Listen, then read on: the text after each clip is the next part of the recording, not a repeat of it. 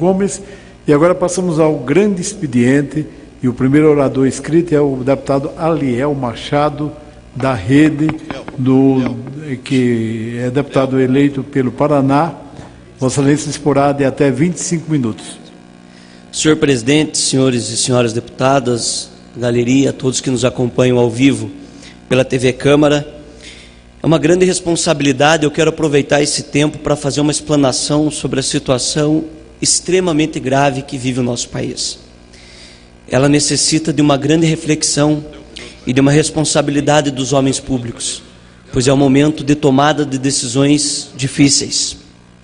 Eu sou oriundo com muito orgulho da cidade de Ponta Grossa, no estado do Paraná. Quarta maior cidade do estado, uma cidade de um povo trabalhador, humilde, sério, uma cidade que eu tenho muito orgulho de representar na Câmara Federal e de ser um filho da mais pura Ponta Grossa.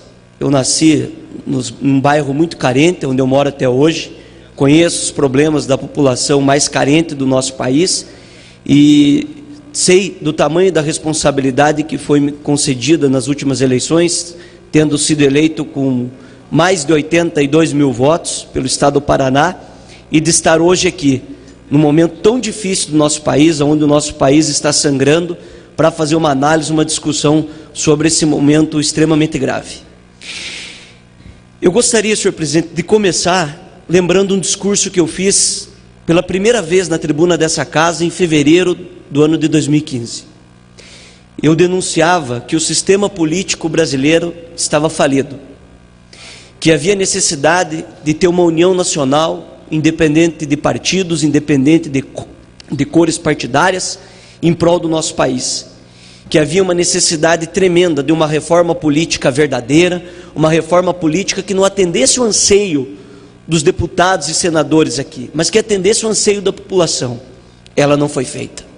Eu denunciava sobre o perigo do senhor Eduardo Cunha no comando dessa casa, colocando em primeiro lugar os seus interesses pessoais e fazendo uma guerra institucional que ajudou a fundar o nosso país. Esse que hoje, depois daquele meu discurso, podemos citar, é réu 2 vezes no Supremo Tribunal Federal. E está envolvido num mundo de ações, de delações, de pessoas que demonstram o quanto mal ele fez para o nosso país nas últimas décadas. E até hoje não teve o seu mandato cassado, infelizmente, mesmo com todas as comprovações.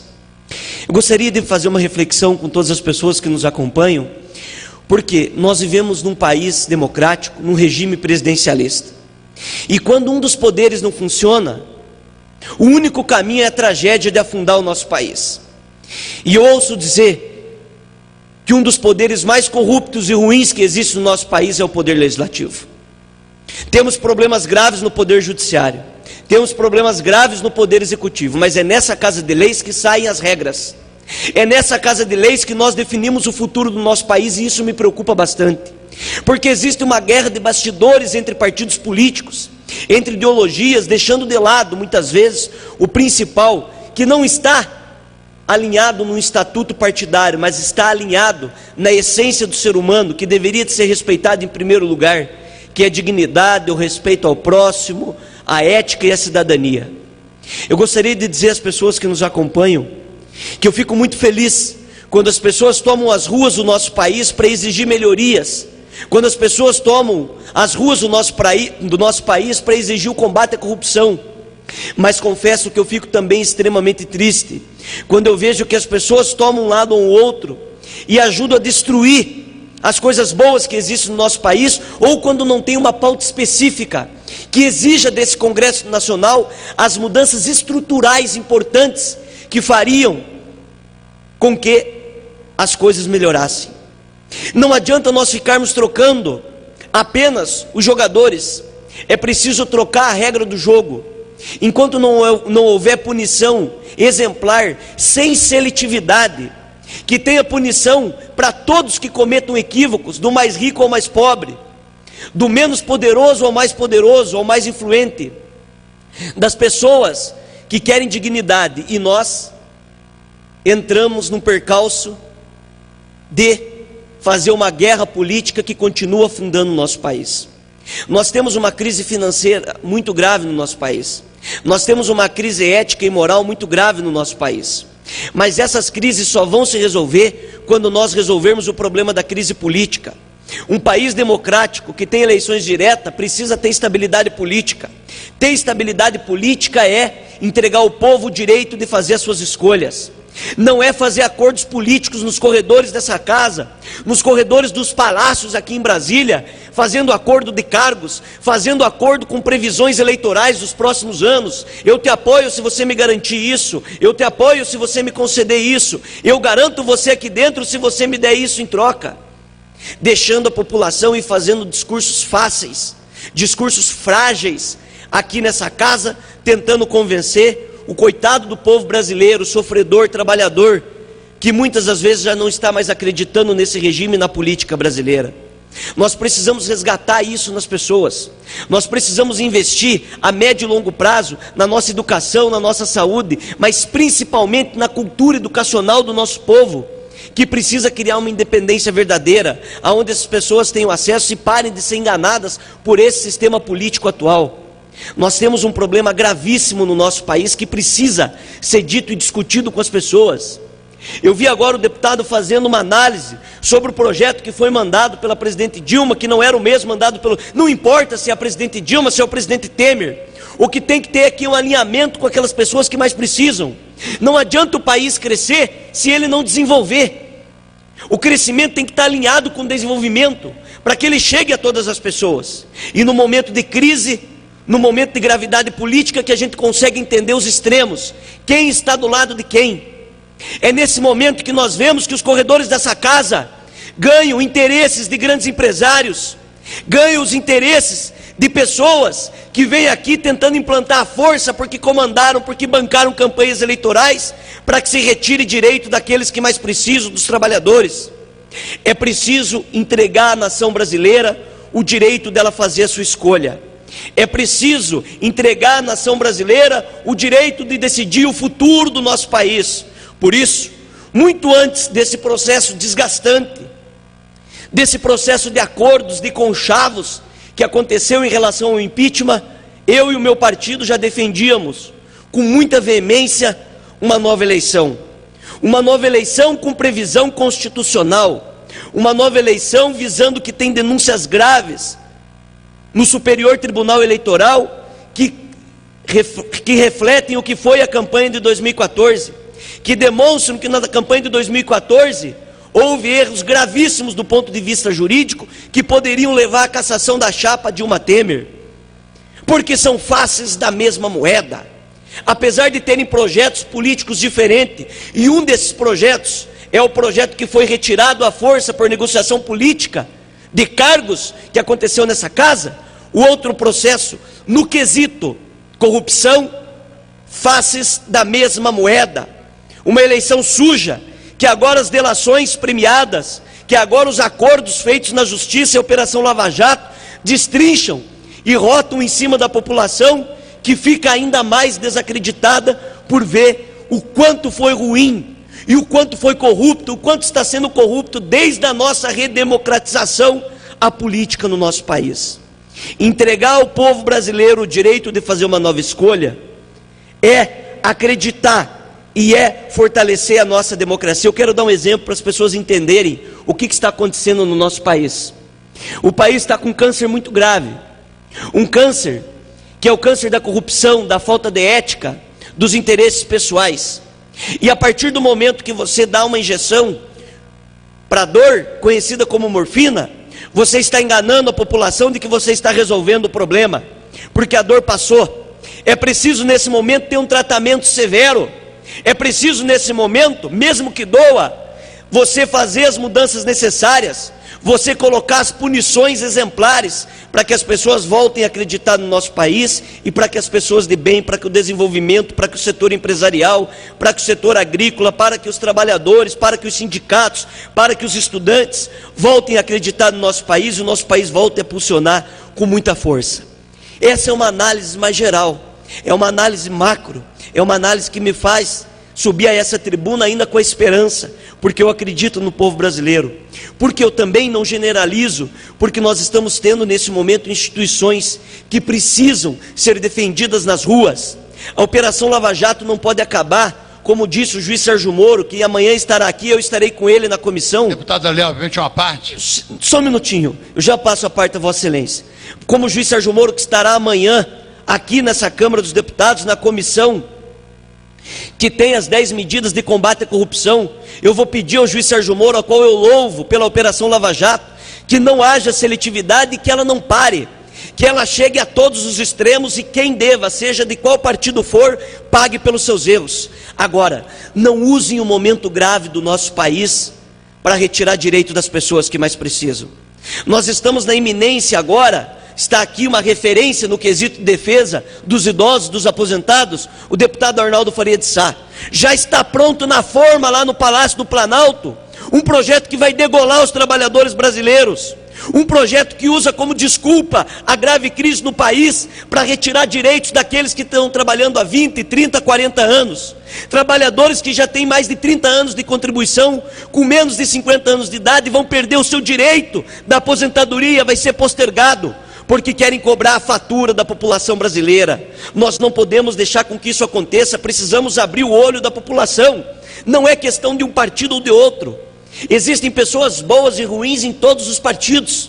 O que nós temos que defender aqui é que seja entregue ao povo brasileiro o direito de fazer a sua escolha. Eu concedo a parte do deputado Arnaldo. Deputado Léo, Vossa Excelência, como membro da Comissão de Educação, não pôde participar da reunião, porque tinha esse plenário aqui fazer o grande expediente. Mas recebemos uma delegação da Coreia, do grupo IOF, e eu queria pedir autorização da Vossa Excelência, como jovem deputado, por alegria nossa, logo após sua saída, apareceu a deputada Cleusa Pereira, 80 anos, um jovem e uma idosa, mostrando, quer dizer, a verdadeira face social da nossa sociedade, presidido inclusive pelo Padre Couto, nesse momento, mostrando essa simbiose que aqui no Brasil existe, e a sua juventude, a sua luta, a sua garra, vai dar continuidade a esse trabalho. Eu queria pedir licença para registrar a presença dos dirigentes da IOF aqui no Brasil. Um abraço, deputado Léo Machado, parabéns à IOF.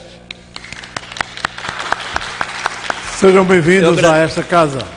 Eu agradeço ao deputado Arnaldo, também eu já pude fazer a minha parabenização pelo trabalho, e sejam todos muito bem-vindos a essa casa e a esse plenário.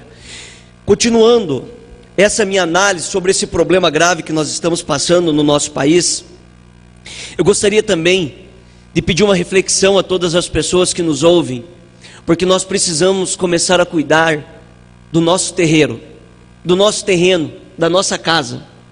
Nós temos situações que envolvem esquemas de corrupção em todo o país, em todos os partidos, em quase totalidade dos municípios, nos 3 poderes, no legislativo, no executivo e no judiciário. É preciso nós começarmos a mudar isso através da nossa casa, com pequenos exemplos, retirando o ódio, a raiva, participando da política, educando o nosso filho, não fazendo com que ele tenha um atestado falso para poder refazer a prova só porque ele não estudou, não autorizando com que seu filho corra um pouco antes para chegar antes na fila e tomar a vez de alguém que já estava chegando nessa fila, não estacionar numa vaga de deficiente. São coisas simples, mas que formam o cidadão brasileiro, e infelizmente, mas é a verdade, a política brasileira é feita através do reflexo do que é a nossa população. É preciso nós entendermos isso e sairmos do ponto de vista individual para trabalharmos no coletivo, na educação das nossas crianças, na valorização dos investimentos educacionais e principalmente na preservação da ética e da moralidade, que não pode ficar somente nos discursos.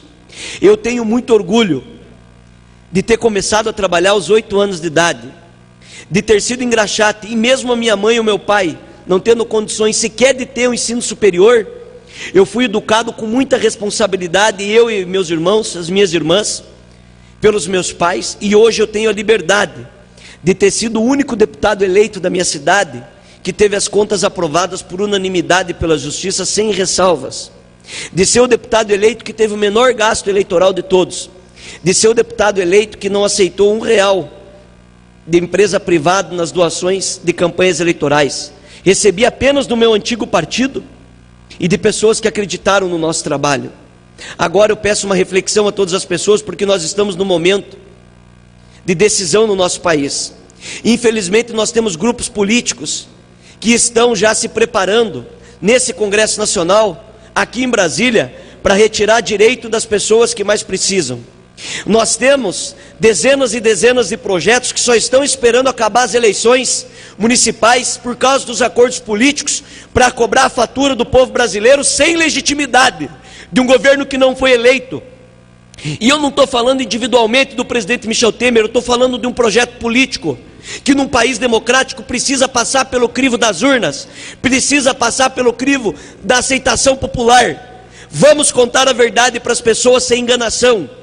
Por isso, eu repito, sou a favor de uma nova eleição. Também me sinto enganado. Sei que nas eleições de 2014, aqui, a nível nacional, quando a presidente Dilma passou uma situação que não era verdadeira do nosso país, o povo se sentiu enganado, assim como no Paraná, que foi feito arroxo salarial em cima dos servidores, que foi feito retirada de direito da população paranaense por um governo do PSDB, do senhor Beto Richa, que chegou ao cúmulo de tacar os policiais, bombas, tiros em cima dos professores que estavam lá lutando pelos seus direitos e por melhorias na educação do nosso estado. Quando eu dou esses dois exemplos, é para as pessoas entenderem que não vale a pena entrar numa briga política partidária apenas. É preciso ter responsabilidade com o país e superarmos isso. E isso só vai acontecer quando as pessoas de bem tomarem conta disso e tomarem as ruas do nosso país e cobrarem dos seus políticos atitudes de coragem.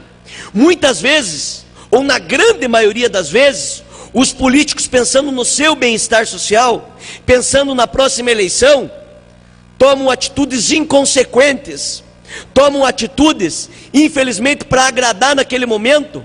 Mas essa é uma atitude perigosa, porque quem é gestor público, quem foi eleito para tomar decisões, tem que ter responsabilidade e contar a verdade para as pessoas, mesmo que doa. Eu vou dar um exemplo, Zé, que está me acompanhando, que é meu amigo.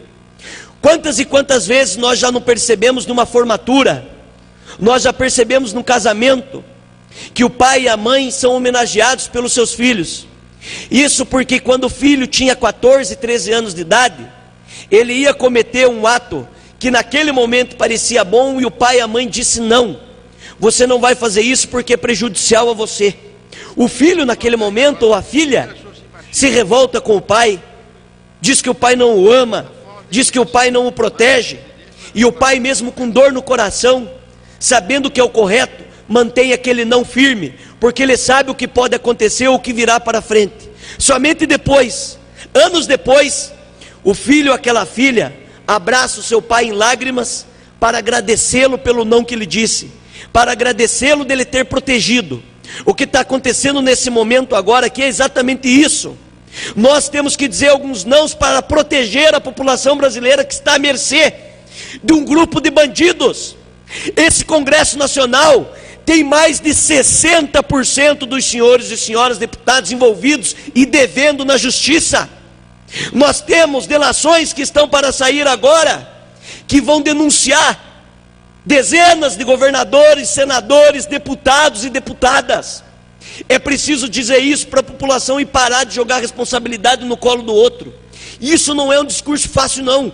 Eu faço isso porque eu tenho a cara limpa para subir aqui e dizer às senhores e senhoras deputadas que estão me ouvindo que é preciso colocar a mão na consciência e saibam, as instituições públicas brasileiras estão fortalecidas. As novas regras implantadas nos últimos anos estão dando o direito das pessoas acreditarem que haverá punição a todos que cometerem atos ilícitos. E eu deixo esse recado aqui para que a população não desanime, mas principalmente para que ela tome cuidado nas informações que são vendidas a elas e aos interesses que estão por trás de todo esse jogo político sujo, esse jogo político que atende interesses. Eu não vejo a hora, não por questão pessoal ou por raiva, mas de nós darmos o maior exemplo, que é caçando uma das pessoas responsáveis pelo número de desemprego nesse país, responsável por pessoas que passaram fome, por estudantes que perderam seus direitos, que é o senhor Eduardo Cunha. A questão política do nosso país teve um agravamento muito grande porque esse senhor pensou em si só, e no grupo político que ele defende, e em se defender, e afundou o país no último ano. Ele detinha o comando da pauta dessa Casa de Leis. Ele fez negociações pesadas. Eu quero saber, aonde está o projeto de lei de combate à corrupção enviado em março de 2015 para essa casa, pelo governo? Na gaveta. Foi mandado em março de 2015 8 ações, inclusive a grande maioria está nessas ações agora pedidas pelo Ministério Público Federal de combate à corrupção. Aonde estão essas medidas? Elas estão na gaveta, porque não há interesse desse Congresso Nacional, desse grupo poderoso que deve em fazer essas transformações necessárias que nós precisamos. Deputado Zé Geraldo. Deputado Ariel Machado, Vossa Excelência tem sido um exemplo de parlamentar nessa casa. Parabéns ao Estado do Paraná por ter mandado para cá um jovem parlamentar com todo esse gás, com todo esse vigor, e com certeza tem muito a fazer pela boa política no seu estado. E eu concordo plenamente com Vossa Excelência. Às vezes a gente vive aqui nesta casa um momento de desânimo, porque de um lado nós lutamos para que nós possamos melhorar a política no Brasil. Do outro lado é tanta hipocrisia. Você percebe agora um acordo feito entre os partidos aliados, né, que estão a fim de dar um golpe no Brasil, ameaçados pelo presidente Eduardo Cunha, de não votar este mês de agosto o processo de cassação, para votar só depois que a presidenta for cassada. Por que isso? Porque eles têm medo do Cunha estourar algo que ainda não apareceu. Por outro lado, um juiz, Sérgio Moro, que acaba de punir, né, um casal que fez marcha de campanha, que ganhou muito dinheiro, que vai ter que devolver dinheiro, mas os únicos marqueteiros que estão presos e vão devolver dinheiro, são os marqueteiros que eram a campanha do Lula da Dilma. Os marqueteiros do PSDB, que foram milionários, até hoje não tem ninguém preso, ninguém vai devolver nada, como os demais marqueteiros. E eu perguntei dessa tribuna, Sérgio Moro, se você é um cara que está querendo fazer justiça, por que não prende outros marqueteiros? Por que não prende outros políticos que estão envolvidos de forma milionária nesse processo? Então nós temos que ter muita força para manter a nossa postura do bom combate e torcer para que daqui a pouco nós possamos ter um Congresso Nacional que produza mais e não uma reforma política tão ruim como nós fizemos, que agora está dando a maior dor de cabeça por esse país afora. Nem sei como é que serão essas campanhas e o rescaldo que isso vai gerar para a nossa fraca justiça eleitoral brasileira, a poder corrigir, a poder punir e a poder combater. Então, parabéns a Vossa Excelência. Eu ultrapassei os 3 minutos, mas eu me empolgo quando Vossa Excelência vai à tribuna e age com tanto vigor, e parabéns pelo seu pronunciamento. Eu agradeço ao deputado Zé Geraldo, um exemplo também na luta pelo direito dos trabalhadores brasileiros. E é aquilo que eu falei, deputado Zé, nós não podemos ter seletividade, seja de qual partido for. Se cometeu ato ilícito, está previsto na lei, tem que pagar pelos seus erros, tem que ser punido exemplarmente. E eu, amanhã mesmo, dentro da comissão de medidas de combate à corrupção, estarei solicitando isso, e eu apoio todas as investigações da Lava Jato, o juiz Sérgio Moro. Eu espero que a operação não pare por interesse político, de atacar um grupo político e não atacar o outro. Ela precisa, todas as pessoas que cometeram atos ilícitos, serem punidas. Nós não podemos utilizar, num momento de gravidade política no nosso país, de crise financeira, de crise moral, de crise ética, usar isso para retirar direitos. Eu quero que as pessoas saibam, por que querem dar desculpa agora na retirada de direitos, e principalmente no limite de gastos da educação e da saúde, sendo que uma das primeiras atitudes do governo Temer, e eu estou dizendo que é um governo que está responsável, que está no governo, de fazer um aumento substancial em outras despesas gravíssimas do nosso país, de fazer uma previsão de déficit, não era esse o problema, gravíssimo para o nosso país nos próximos anos.